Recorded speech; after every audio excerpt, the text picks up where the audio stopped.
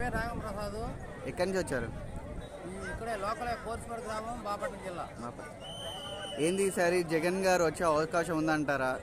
మీరందరూ నమ్మకంతో ఇక్కడ సిద్ధం సభ దాకా వచ్చారు, అన్ని ప్రోగ్రాంలకు వెళ్తున్నారు.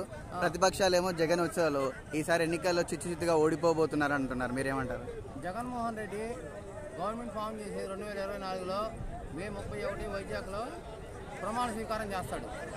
ఎందుకు అంత కాన్ఫిడెన్స్ మీకు? కాన్ఫిడెన్స్ అంటే జగనన్న పెట్టిన పథకాలు ఎలా ఉన్నాయండి.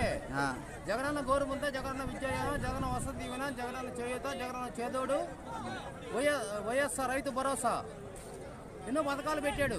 ఈ చెప్పడానికే కానీ ప్రజలందరికీ చేరుకోలేదని చెప్పేసి అంటున్నారు. మీరేమంటారు? చేరుకోలేదు, అందరూ చేరుకున్నాయి.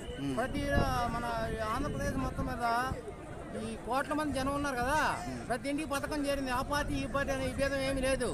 అందరికీ 1వ తారీఖు పెన్షన్ వస్తుంది, రైతు భరోసా పడుతుంది, పిల్లలకు విద్యా దీవెన, వసతి దీవెన, గోరుముద్ద, జగనన్న విద్యా దీవెన, వసతి దీవెన అన్నీ పడుతున్నాయి.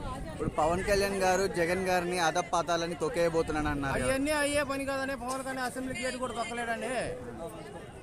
ఆయన ఎంపీగా వెళ్ళిపోతున్నాడు. సొంత చెల్లెల్ని ఏడిపించాడు. అసలు జగన్ ఏం మనిషిని అంటున్నారు. ఇవన్నీ మామూలుగా ఏంటంటే ప్రతి కుటుంబంలో ఉండే ఇవన్నీ మామూలుగా అవన్నీ మనం అనుకోకూడదు. వాళ్ళ వాళ్ళ వాళ్ళ ఇష్టానుసారం ఎలా ఉంటుందో అలా జరిగిపోద్ది. ఓకేనా? ఇప్పుడు పేదలందరూ కూడా జగన్ గారి పక్షంలో ఉన్నారని మీరు నమ్ముతున్నారా? జగన్ వారి పక్షాన ఉంది. పేదలందరూ జగన్ పక్షాన ఉన్నారు. 63,70,000 మంది పింఛన్దారులు ఉన్నారు. ఓకేనా? రాజధాని వల్ల చాలా ఎఫెక్ట్ పడుద్ది జగన్ గారి మీద అంటున్నారు. మీరు ఏమంటారు?